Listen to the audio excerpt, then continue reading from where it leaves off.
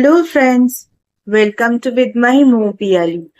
অক্ষয় তৃতীয়ার শুভ সন্ধ্যায় আজ আমি মান্থলি ফ্রি রিডিং করছিলাম।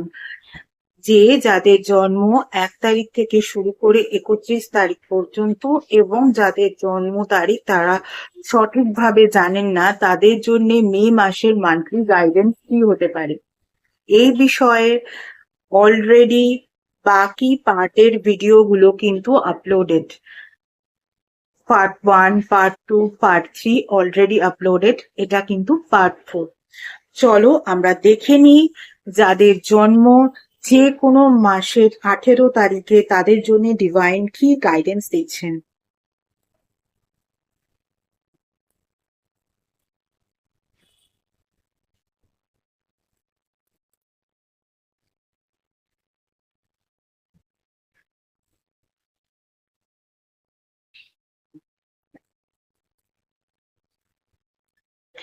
যাদের জন্ম যে কোনো মাসের 18 তারিখে তাদের জন্য যে নাম্বারগুলো ইম্পর্টেন্ট হতে পারে, নাম্বার 12 আর নাম্বার 43।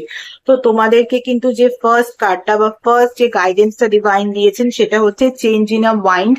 অর্থাৎ তোমাদের মধ্যে কিন্তু তোমরা তোমাদের মনোভাবটাকে পরিবর্তন করার চেষ্টা করো, কারণ তারপরে যে কার্ডটা এসছে সেটা কিন্তু ইনোসেন্সের কার্ড। অর্থাৎ ডিভাইন কিন্তু অবশ্যই বলছেন তোমাদের মধ্যে না প্রচন্ড ভাবে ইনোসেন্স যে বিষয়টা, সেই বিষয়টাকে কিন্তু তোমরা সেই বিষয়ে কিন্তু তোমাদের কাজ করার প্রয়োজন আছে। যদি তোমরা ইনোসেন্সটাকে বেশি ইউজ করে নিজেকে প্রচন্ড ইনোসেন্ট বানিয়ে থাকো বা বানিয়ে রাখো, সেটাও যেমন ঠিক নয়, তেমন ইনোসেন্ট হওয়াটা যদি একেবারে কমে গিয়ে থাকে সেই বিষয়টাও কিন্তু ঠিক নয়। তাই এই বিষয়ে কিন্তু কাজ করার জন্যে তোমাদেরকে ডিভাইন বলছেন এই মে মাসে কিন্তু আগে তোমরা ইনোসেন্সের উপরে কাজ করো, তারপর বাকি সবকিছু নিয়ে ভাববে। তার জন্য তোমরা পরের মাসেও কিন্তু ভাবতে পারো। চলো এরপর যাদের জন্ম যে কোনো মাসের 19 তারিখে তাদের জন্য কি রিডিং আসে একটু দেখে নি।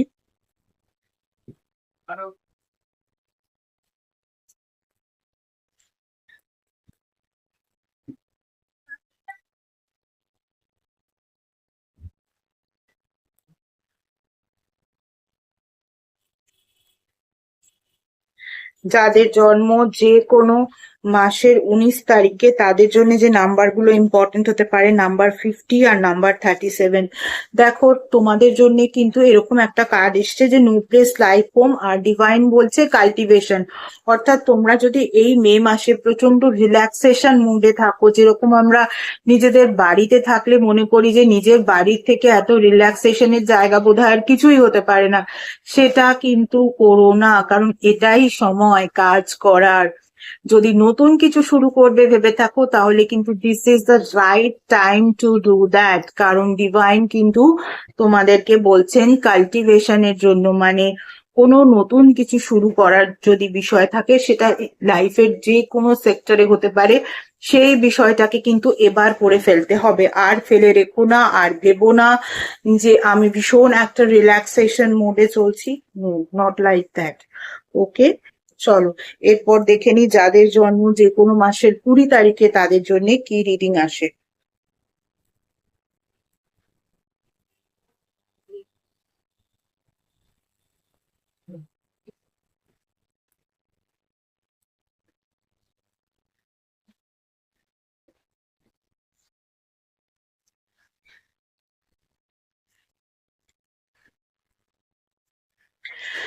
যাদের জন্ম যে কোনো মাসের 20 তারিখে তাদের জন্য যে নাম্বারগুলো ইম্পর্টেন্ট হতে পারে, নাম্বার 45 আর নাম্বার 11। তোমাদের জন্য ফার্স্ট কার্ডটা এসছে টাইম টু গো।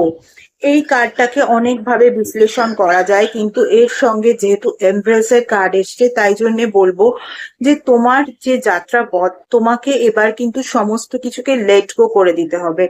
যা হয়েছে যে কোনো ক্ষেত্রে যদি তোমার মনে কোনো রকম কোনো অভিমান থাকে, কোনো রকম কোনো আফসোস থাকে, সেই বিষয়গুলোকে লেট গো করে দাও।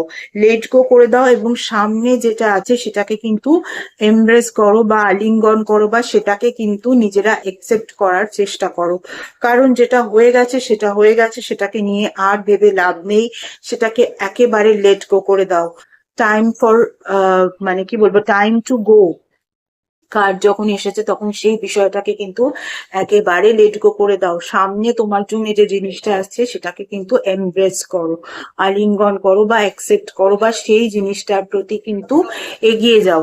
ডিভাইন যখন তোমাকে এরকম মেসেজ দিচ্ছেন তাহলে কিন্তু ধরেই নাও ডিভাইন তোমার জন্য সামনে ভালো জিনিসই রেখেছেন, সেটাকে কিন্তু এমব্রেস করো। এরপরে যাদের জন্ম যে কোনো মাসের 21 তারিখে তাদের জন্য কি রিডিং আসে দেখে নিন।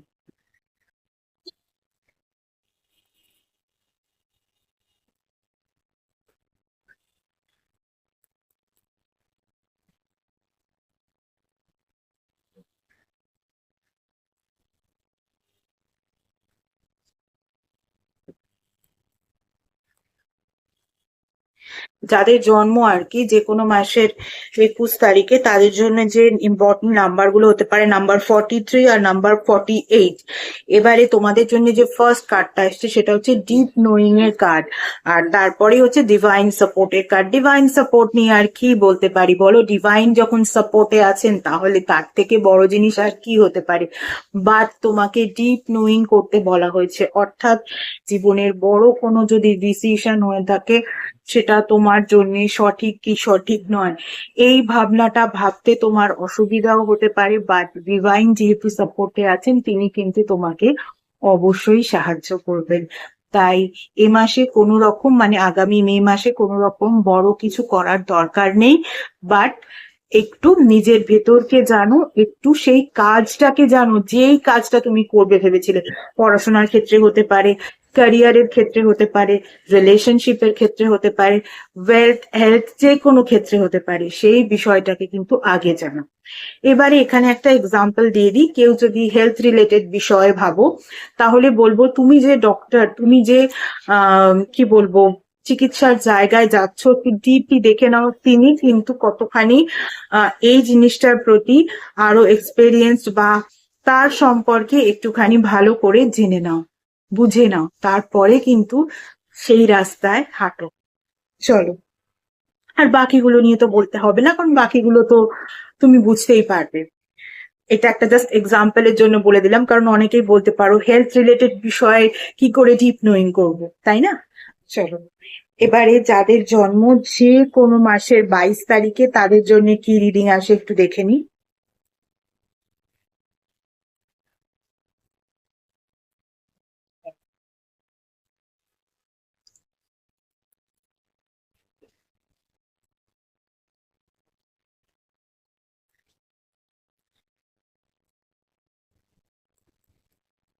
যাদের জন্ম যে কোনো মাসের 22 তারিখে তাদের জন্য কিন্তু নাম্বারস গুলো ইম্পর্টেন্ট হতে পারে নাম্বার 14 আর নাম্বার 16।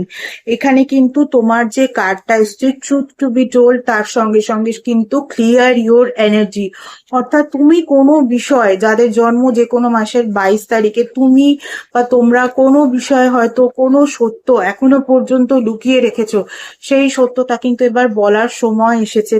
এবারে কিন্তু রিভিল করে দাও, সত্যি কথা কিন্তু সকলকে জানিয়ে দাও। তুমি যে সত্যটা লুকিয়েছিলে সেই সত্যটাকে কিন্তু আর লুকিয়ে রেখো না, এবার কিন্তু সকলের সামনে সেটাকে আনার সময় এসেছে, সেটাকে সকলের সামনে বলার সময় এসেছে।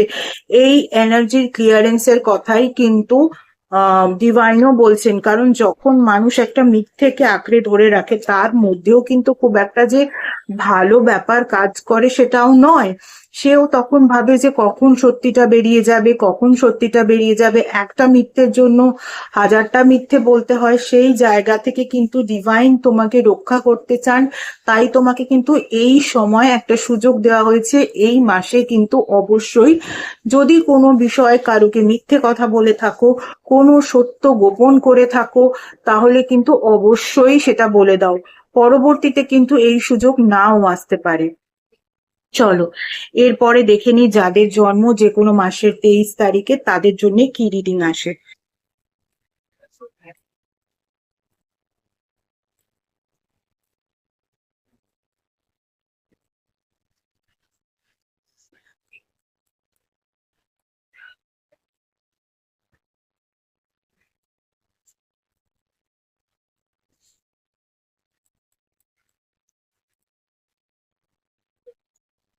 যাদের জন্ম যে কোনো মাসের 23 তারিখে তাদের জন্য যে নাম্বারগুলো ইম্পর্টেন্ট হতে পারে নাম্বার 37 আর নাম্বার 1। তো ফার্স্ট কার্ড যেটা এসছে সেটা হচ্ছে নেভার এন্ডিং স্টোরি, তারপরেই হচ্ছে বিগিনিং। অর্থাৎ তোমরা যদি কোনো বিষয়কে ভেবে থাকো সেটা একেবারে শেষ, তাহলে ধরে নাও একেবারে শেষ বলে কোনো ব্যাপার সেই বিষয়ে ঘটেনি। সেই জিনিসটা কিন্তু এখনো তোমার জন্য ঠিক একই রকম ভাবে সংরক্ষিত আছে। ফলে তুমি কিন্তু জাস্ট সেই রাস্তায় হাঁটা শুরু করো। এটাই কিন্তু টাইম ফর বিগিনিং। আবার নতুন করে শুরু করো। নতুন করে শুরু করার কিন্তু সময় এসেছে। ফলত তুমি যদি ভেবে থাকো ব্যাপারটা এন্ড হয়ে গেছে, সেটা কিন্তু নয়। ধরো কোনো একটা ক্যারিয়ার নিয়ে তুমি ভেবেছিলে এই বিষয় আর ক্যারিয়ার রিলেটেড জিনিসে আমি এগোবো না, বাট তুমি সেই বিষয় এগিয়ে যাওয়ার চেষ্টা করো, দেখবে সেই জিনিসটা কিন্তু এখনো তোমার জন্য ঠিক একই রকম ভাবে সংরক্ষিত। সেই বিষয়ে কিন্তু তুমি এখনো একই রকম ভাবে এগিয়ে যেতে পারছো। ফলে একদম কিন্তু যেটা শুরুর সময় সেইটাকে কিন্তু একেবারেই সেই সুযোগটা ছাড়বে না। এই মাসে কিন্তু মানে মে মাসে কিন্তু তোমার সেই বিষয়ে এগিয়ে যেতেই ডিভাইন তোমাকে মেসেজ দিচ্ছে। তুমি তোমার সেই বিষয়টাতে কিন্তু এগিয়ে যাও। চলো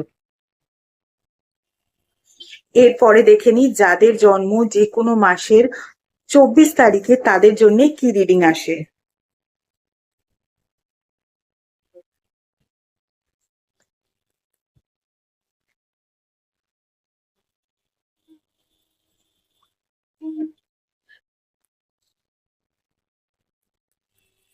যাদের জন্ম যে কোনো মাসের 24 তারিখে তাদের জন্য যে নাম্বারগুলো ইম্পর্টেন্ট হতে পারে নাম্বার 51 আর নাম্বার 42।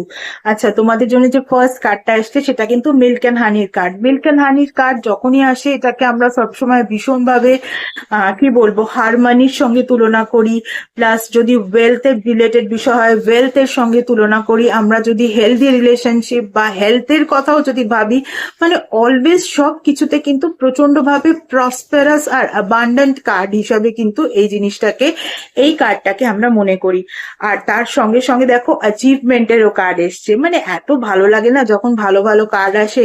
তো যাদের জন্ম যে কোনো মাসের 24 তারিখে তাদেরকে কিন্তু বলছি তোমরা কিন্তু এই মাসের সমস্ত কিছুতে কিন্তু এরকম একটা খুব সুন্দর পজিটিভ জিনিস দেখতে পাবে যে তোমরা কিন্তু সমস্ত কিছু অ্যাচিভ করে ফেলছো। তাই একদম সৎ থাকো, সৎ থেকে সৎ পথে যদি কাজ করার হয় কাজ করো। আর যদি আগে থেকে করে থাকো সেই বিষয়, তাহলে তো রেজাল্টের জন্য ওয়েট করো।